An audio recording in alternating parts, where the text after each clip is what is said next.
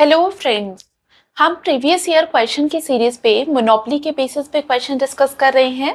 तो this is the second question जो आज की क्लास में हम डिस्कस करेंगे। क्वेश्चन में हमें पूछा है marginal revenue of a monopoly firm is less then the price because. अब यहाँ पे हम इस क्वेश्चन को किस तरीके से टारगेट करेंगे। नंबर वन, हम लोग एलिमिनेशन टेक्निक को यूज करेंगे सो दैट हमें अगर क्वेश्चन नहीं भी आ रहा हो तब भी हम इसको सॉल्व कर सके। दूसरा, मैथमेटिकल तरीके से मैं आपको बताऊंगी कि इस क्वेश्चन को हम किस तरीके से टारगेट करेंगे। सबसे पहले हम लोग डायग्राम बनाएंगे। अगर आप डायग्राम बनाएं डिमांड कर्व की, that is the average revenue curve, और मार्जिनल रेवेन्यू की इस तरीके से डायग्राम बनती है इन केस ऑफ मोनोपोली। हम लोगों ने ऑलरेडी डिस्कस किया। जब हम इस डायग्राम को देखेंगे तो इसी के बेसिस पे हमें एलिमिनेशन मेथड को यूज करना है। Number one, demand curve has a positive slope. क्या आपको इसका पॉजिटिव स्लोप दिख रहा है? नहीं तो एलिमिनेट कर दीजिए। Demand curve has a negative slope, true, लेकिन हम इसको होल्ड पे कर रखेंगे जब तक हम सीओडी को कंसीडर नहीं करेंगे। मोनोपोलिस्ट इंकर लॉसेस, ऐसा तो हमने कुछ भी नहीं पढ़ा, तो हम इसको भी क्या करेंगे, इसको भी क्रॉस करेंगे। Number four, monopolist are in equilibrium.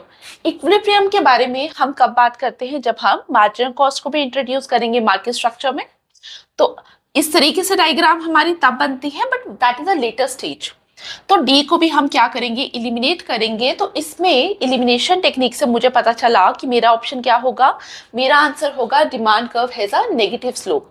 अब हम लोग क्या करेंगे, हम लोग प्राइस और मार्जिनल रेवेन्यू को कंपेयर करेंगे सो दैट हमें पता चले कि marginal revenue of a monopoly firm is less then the price because.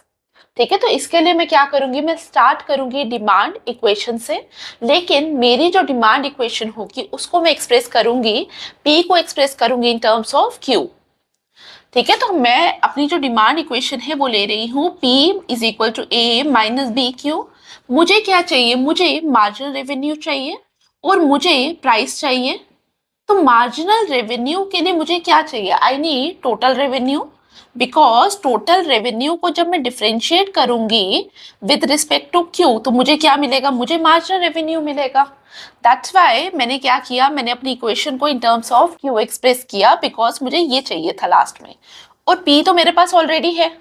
तो टोटल रेवेन्यू क्या होता है, total revenue is equal to price into quantity.